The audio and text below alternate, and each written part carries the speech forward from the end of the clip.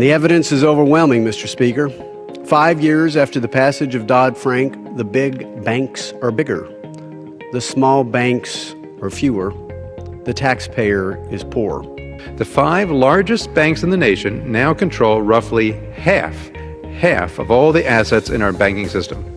To put that into another perspective, that means that outside of these institutions, it takes collectively the collective assets of over 6,000 banks in order to equal the amount of assets held by the 5 largest banks.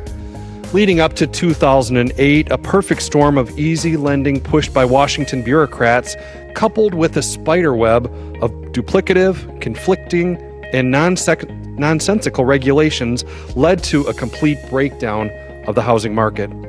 A lack of regulation was not the problem. In fact, regulations increased in the 10 years leading up to the crisis. Unfortunately, Dodd-Frank has made it incredibly difficult for American small businesses to raise capital. And for the first time in 35 years, small businesses' deaths have outnumbered small business births. Dodd-Frank was supposed to protect the American people. Instead, it's hurting the economy and it's costing jobs. Dodd-Frank has actually codified the too-big-to-fail mentality in Washington, harmed consumers, and will fail to sound the alarm before the next economic crisis. I've talked with many people in the financial services industry about Dodd-Frank, and the theme I hear over and over again is that the regulatory burdens created by this law are harming their ability to offer affordable services to their clients, my constituents. I am a small business owner. I've owned my own business for 44 years. I've been through a lot. I've been through dollar gasoline. I've been through 20% interest where I borrowed money. I've been through the slowdown in '88. I've been through 9/11. And I must tell you, the economy that we're in now, Main Street America, is hurting like I've never seen it hurt before. One of the other aspects that almost never gets discussed is innovation is almost gone. The opportunity to what is the next world going to look like?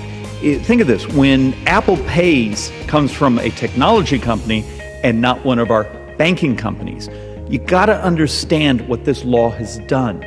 It has basically stifled economic growth, but it's also stifled the very innovation that had made our financial markets one of our engines of growth. Because I was here 5 years ago, and it is funny and reminiscent that Senator Dodd, the co-author of Dodd-Frank, the Dodd of Dodd-Frank, said at the time, quote, "No one will know until this is actually in place how it works."